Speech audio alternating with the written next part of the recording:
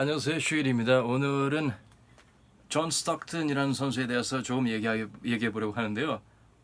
정말 훌륭한 선수죠.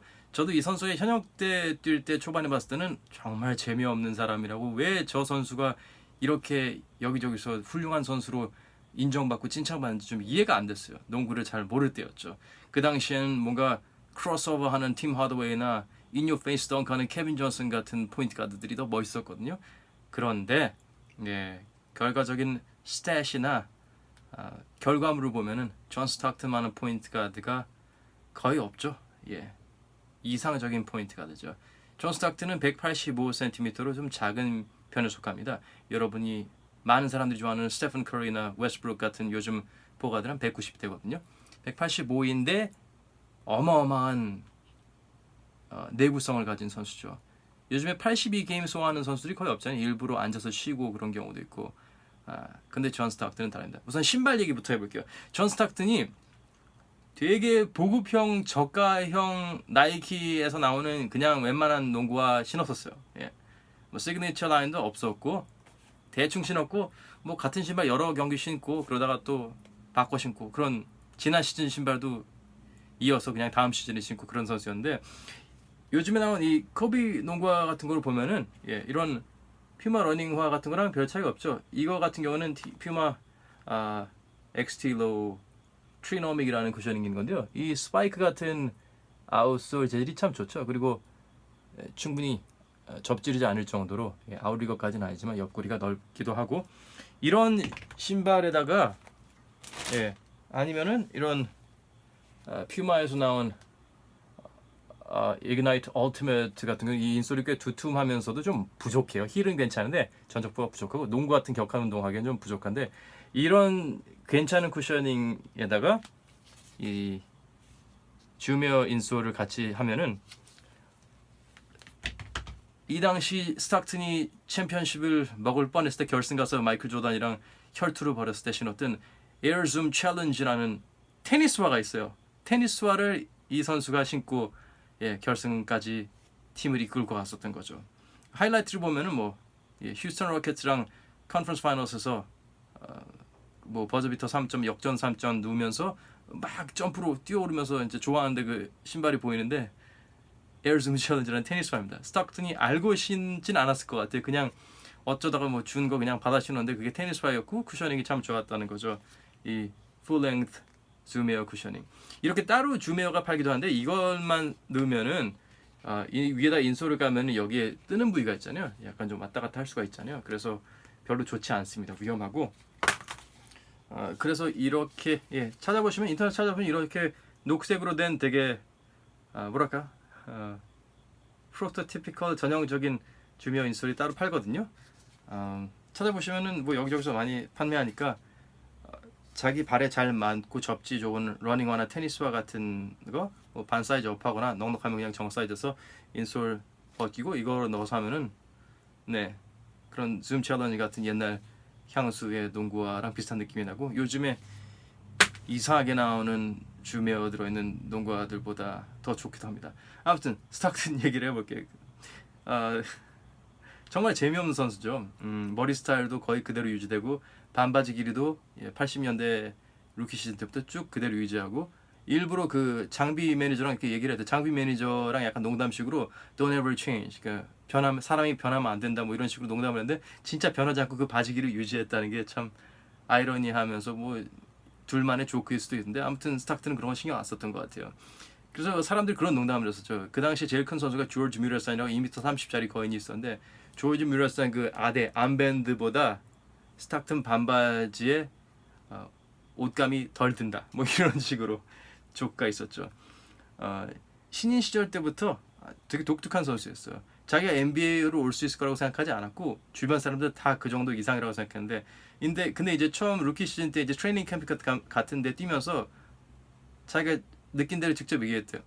할만하네? 그럼 뭐 마이클 조던하고 맞짱 떠도 할만하고 그러더라고요. 루키 시즌 때 실제로 둘이 부딪혔을 때, 둘이 이렇게 처음으로 만났을 때 스톡튼이 거의 고득점하고 마이클 조던 직접 맞기도 하고 그러면서 아주 훌륭한 재능을 보여줬었죠. 근데 이것만 보면 되게 훌륭한 얼마나 위험한 선수라는 걸 알 수 있을 거예요. 존 스타크턴이 루키 시즌 때 리키 그린이라는 주전 선수가 있었어가지고 백업으로 왔어요. 포인트 가드 스타크턴은. 그래서 이제 근데 좀 이게 딱 외모가 별로 그냥 그럴 것 같잖아요. 근데 이제 트레이닝 캠프에서 같이 하면서 감독이 물어봤대요. 야 새로운 애 어때 했더니 잘 뽑았다고. 이거 진짜 어디서 이런 데 데려왔냐고 되게 칭찬을 많이 했대요. 이게 주전 포인트 가드가 이거 나름 터세에 있는 리그거든요. NBA가 주전 포인트 가드 자기 밥그릇 뺏길 수도 있는 그런 위험한 상대인데도 인정할 수밖에 없을 정도로 대단했다는 거죠. 실제로 첫 번째 두 시즌에 스타크턴이 백업 포인트 가드를 뛰면서 첫 번째 시즌 평균 18분을 뛰었어요. 근데 평균 5어시예요. 그 다음 시즌에 평균 20분을 뛰면서 평균 7어시스트예요. 신인 시절 때. 그만큼 이 사람이 효율적이라는 거죠. 그 다음 스탯 같은 걸 볼까요? 88년 시즌부터 그러니까 88 시즌부터 96, 97 그러니까 88년 시즌부터 97 시즌까지 매해 두 자릿수 어시스트. 말도 안 되죠. 그리고 89년도에서 92년 시즌까지는 평균이 14 어시스트 이상 17득점 이상이에요. 아무도 따라갈 수 없는 스탯이에요. 정말 괴물 같은 선수죠.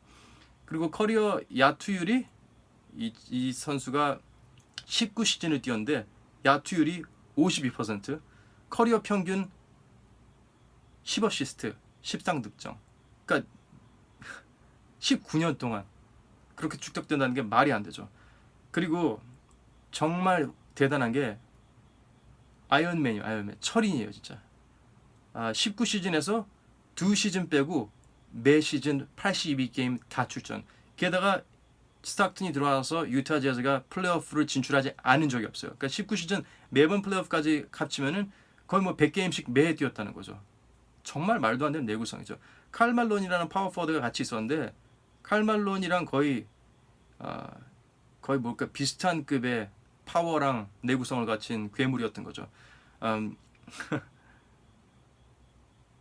커리어 어시스트 숫자를 보면은 15,806이에요. 어시스트. 그 커리어 어시스트에 매직 존슨이 밑으로 한 4, 5위? 전설적인 매직 존슨이. 제이슨 키드가 그나마 근접한데 스타크턴이 15,000대, 키드가 12,000대예요. 아무도 못 따라잡습니다. 커리어 스틸 리더예요. 커리어 스틸이 3,265. 그 밑에 또 제이슨 키드인데 2,600대예요. 정말 컴퓨터가 되죠. 이 말도 안 되는 선수인 거죠. 재미있는 구석이 되게 많은 선수기도 해요. 드림팀에 들어왔을 때 이제 마이클 조던, 레리 버드, 찰스 바클리, 매직 존슨 이 슈퍼스타잖아요. 어딜 가든지 진짜 무슨 락 밴드처럼 사람들이 버스 밖에서 기다리고 그래가지고 이 친구들이 버스를 못 떠나고 숙소를 못 떠났어요. 그런데 존 스타크턴은 유유히 카메라 들고 나가서 관광객사에 껴가지고 선수들 버스에 있는 거 촬영하고 그 올림픽 드림팀 티셔츠 같은 거 사람들 입고 있으면은 가가지고 이 티셔츠 어디서 났냐고 좋다고 하더니 이제 스타크턴 아들이 이거 우리 아빠라고 하니까는 이 사람이 누구냐고 하고 있고 이거 그냥 나도 이 사람 잘 모른다고 잘 농구 잘 못하는 것 같다 이런 농담도 하는 그런 매력도 있었고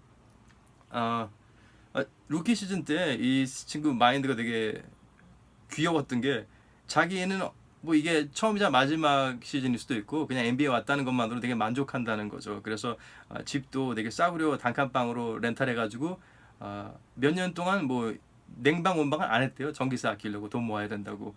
그리고 뭐 차도 중고차서 그래가지고 사람들이 좀 제발 좀 이사를 가든가 좀 냉난방 좀 틀든가 그런 거 좀 하라고. 그렇게 이제 한두 시즌 가면서 이제 19시즌을 뛰게 된 거죠.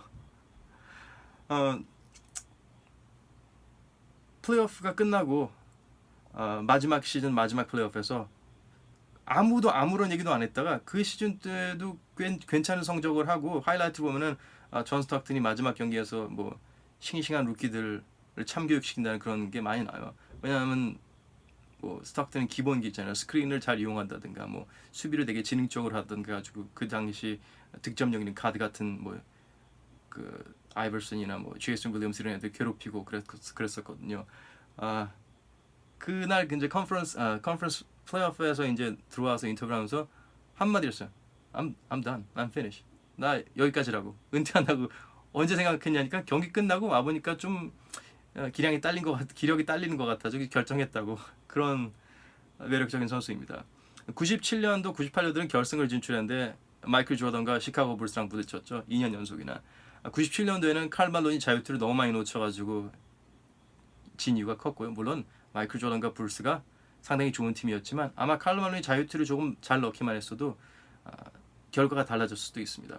그리고 98년도에는 유타가 훨씬 더 센 팀 같아 보였어요. 오프닝 게임 1에서도 압도적으로 이겼고 그 시리즈 이길 줄 알았어요 저는. 근데 안 되더라고요. 중간중간에 구멍이 보이기 시작했습니다.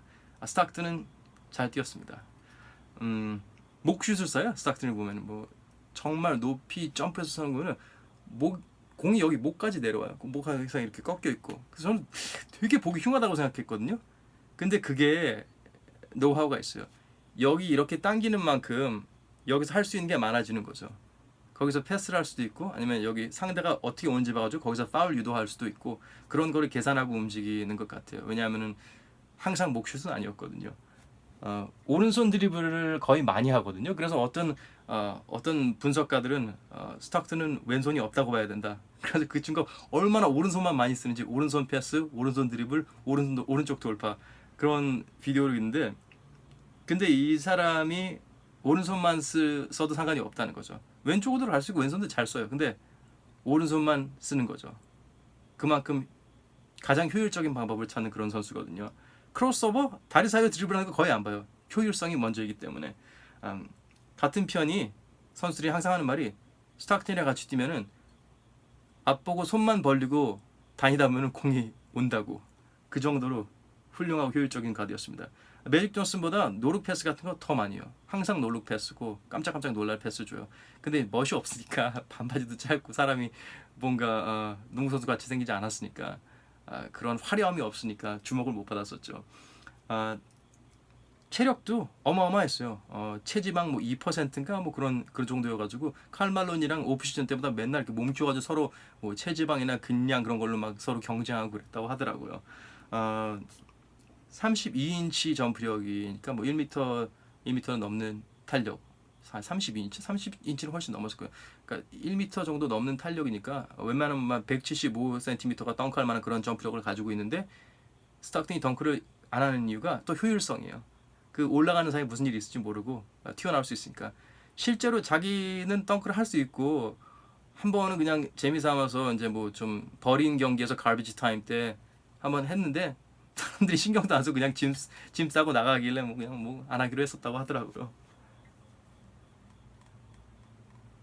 다른 선수들이 스타크튼을 어떻게 평가하는가 보면 되게 재밌는 이야기들이 많이 나오는데요.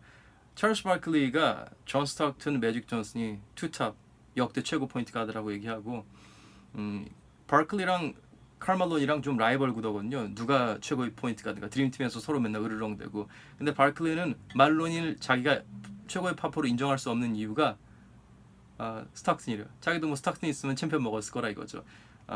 스타크튼이 어떤 선수냐면은 찰스 바클리가 보기에는 원한다면은 칼 말론이 없다면은 쉽게 30득점 이상 할 수 있는 30득점 평균 득점할 수 있는 그런 선수라고 인정했다는 거죠.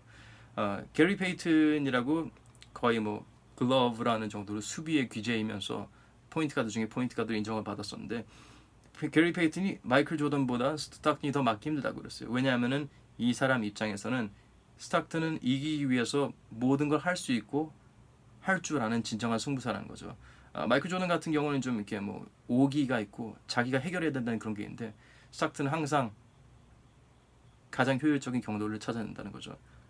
크리스 웨버라는 전설적인 파워포워드가 이런 얘기를 했어요. 자기가 신인 때 유타 재즈랑 할 때 스타크튼이 포인트 가드니까 거기 핵심이니까 그 선수를 흔들어 놓으면은 자기가 이길 수 있다면서 그 감독한테 내가 저 친구를 완전히 오늘 흔들어 놓겠다고 하더니 좀 반칙성 스크린 같은 걸 빡 써가지고는 막 내동굴라 뭐랄까 이렇게 굴러버릴 정도로 이렇게 밀렸대요. 이렇게 너무 세게 해가지고. 근데 크리스 웨버는 이제 됐다고 생각했는데 나중에 돌아가서 뛰는데 어깨로 툭툭 치더래요. 이제 나이스 스크린.